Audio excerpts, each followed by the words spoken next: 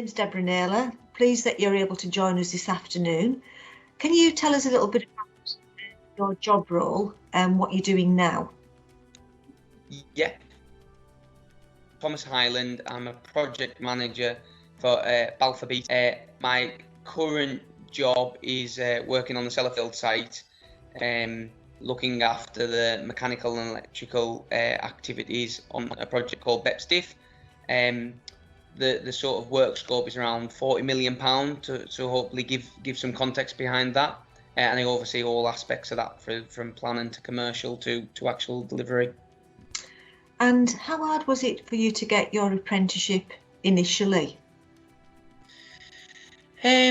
So the honest answer is it was really hard. I certainly had a bit of a misconception that I'd get my qualifications, I'd apply for a few apprenticeships, and I'd just pick one up, and it would either be in electrical or plumbing.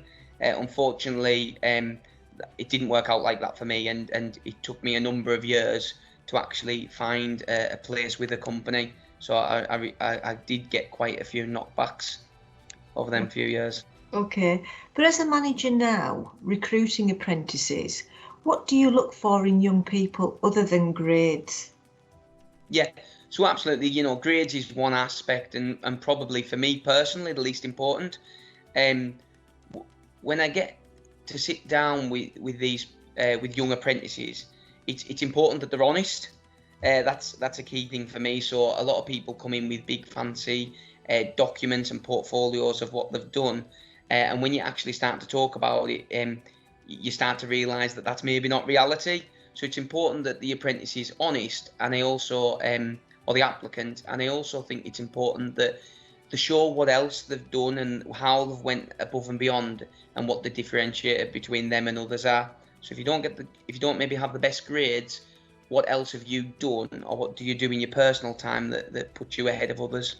Smashing. And you've had an interesting career.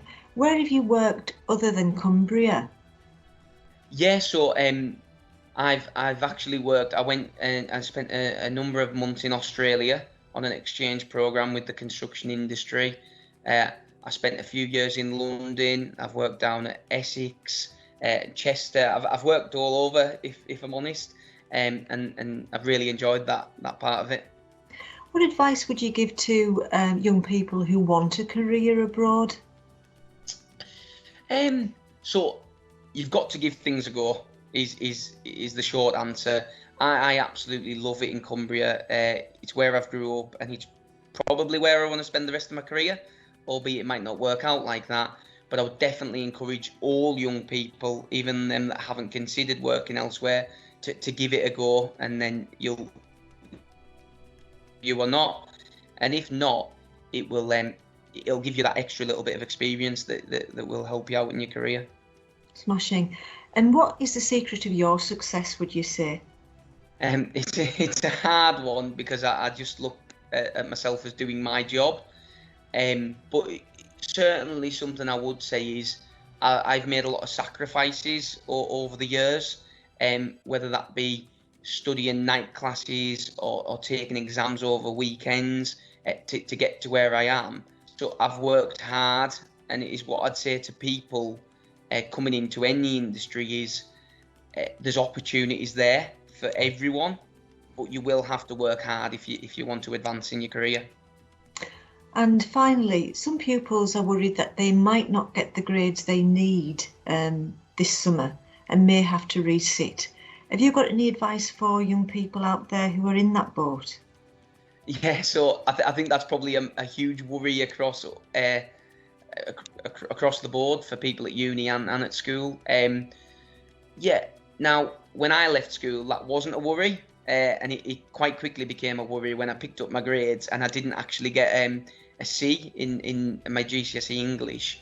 And I can remember my mum marching me up to school and pulling together a plan on how I would resit the exams. My advice is stick in and do your best to get the grades you need. But people receive knockbacks, and if you don't get the grade you need, then just get on with it and start revising again, and you will get the exam result eventually. The problem is, if you don't stick in now, you will have to make sacrifices later on when you reattempt the qualifications. That's lovely, Tom. Thank you very much. Really, nice to meet you. Thank you. Perfect. Very much.